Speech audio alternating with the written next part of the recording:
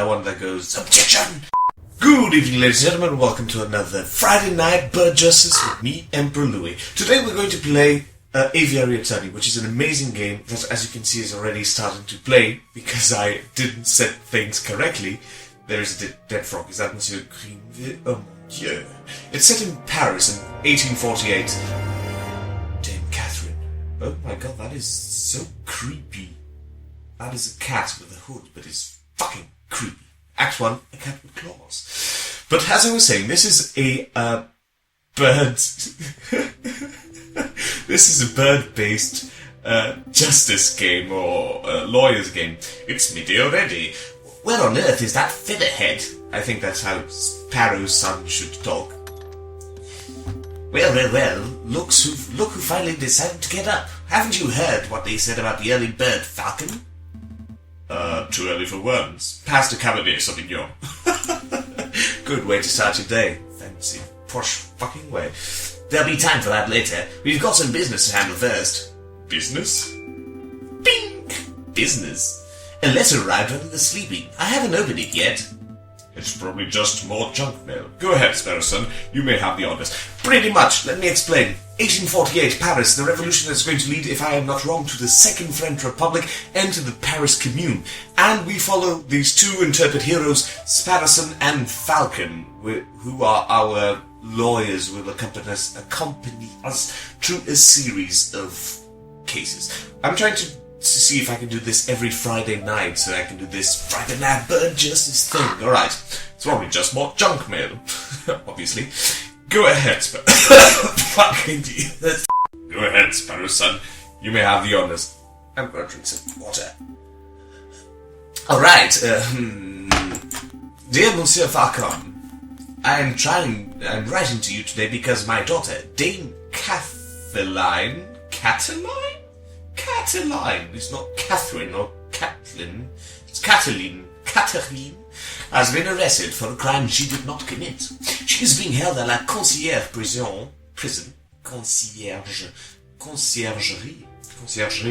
prison, dans la charge de l'assassinat. It's her trial. My French is not that good. Her trial is in 3 days' time. I would be greatly in your debt if you would offer her your legal aid. Yours sincerely, Signor Bourgeoisie Demieux of the Demieux estate. Twat. Now I got the Kathleen. Cat. It's a joke with cats, and he's Mr. Bourgeois. Well, this is quite something. I know. Your first serious client in months. Not just that. The Demieux estate is well known for its exuberant wealth. They are the aristocracy who will fall. Even if you cannot do much for Dame Cataline, his lordship would still reward us handsomely for our efforts. That is not a good way to see it. You should try to do something. Even though historically the bourgeoisie and the aristocrats are meant to fall and the rising of the proletariat, everyone knows that. Everyone knows it. I was doing some research because I knew I was going to play this, and I was seeing things about the French Revolution and whatever. And I went to this group called, I was searching about the Petit Bourgeoisie, the Little Bourgeoisie, and the Wikipedia page is was at least very Marxist, and it had a part where it said something like, several writers have written about this, and have said that the Petit Bourgeoisie is doomed because of its lack of morality, and mostly because of its they're sexually repressed because they have a patriarchal structure in which the father is the owner of the business and the moral compass of the family, and he's sexually repressed anyway. But when you're trying to characterize this bourgeoisie using Bertolt Brecht and all those other fellows, it's normal that you have these one-sided interpretations of what it is. Whoa, so political commentary. Whoa, so I suppose you intend on defending Dame Cataline in court? Really? Can I just say, nope, the game ends here? Of course I'm gonna defend Dame Cataline in court. Of course, it would be foolish to let such a good opportunity slip through her feathers. His mouth, his little beak just goes boop, boop, boop, boop, boop, boop, boop, boop. Grab your coat, Sparrowson. We're going to find our kitty client at la conciergerie. Excellent. My derriere was getting tired from all this sitting around. The illustrations on this motherfucker are just beautiful. Beautiful.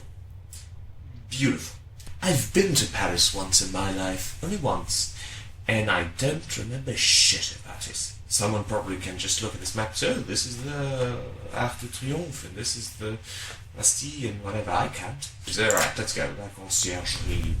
Just little snippets. Oh, sigh. I'm looking at this, and I remembered someone telling me that there's been a lot of problems with the coming out of the Zootopia movie because of furry-related issues. And I was looking at this Catwoman and I was like, oh boy, people do things. People do things. My papa hasn't forgot about me, has he? They just mysteriously appeared. Dame Kathleen Desmailloux, I presume. You've arrived. C'est fantastique là, Monsieur Flacon et ses petites assistants Sparrowson. Milady, I forgot how I did Sparrowson. Fuck. Milady is knowledgeable. Or something like that. Don't talk about that, Sparrowson. Sorry. It seems he was talking to me because I forgot how. My papa told me that he would only hire the best lawyers in town. I have a strange feeling that these are not the best lawyers in town, but we'll see about it. Well, that's it. But they weren't available at such short notice, so he hired the first people in the address directory. Oh. You see, Falcon, I told you listening on the Aviary attorney would pay off. Let's get down to business. What exactly happened on the night of the murder? Oh, let me think. It was Friday evening. Me and my papa arrived at the Chateau Crinière, the home of great Baron Rogil. I think Rogil.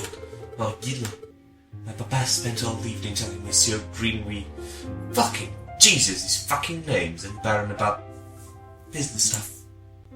Business stuff? Well, the three of them own a railway company together. So all through dinner, they were talking about the company shares and investments, but they didn't really understand most of it. But after dinner, this man with the camera took our photograph. That was a lot more fun. Sorry, man, with what took your what? Camera, it's a very new gadget. A tiny bug sits in a box with a tiny paintbrush and paints your picture very fast. In 10 minutes, poof, you have a perfect picture. Well, technology is amazing. I am not sure that's how it works. I don't know. Rita studies cinema, so I should ask her if there is a tiny bug inside every picture that paints things very quickly, but I don't think it is. I don't think the lady's explanation is right, Sparrowson. Pshaw, let me believe. Wow, Sparrowson. Still, the camera sounds like a very special device. I'll make a note of it. Alright. So after we had the photograph, I went to the gardens to get some air, and that's when I found the body of Monsieur Greenville.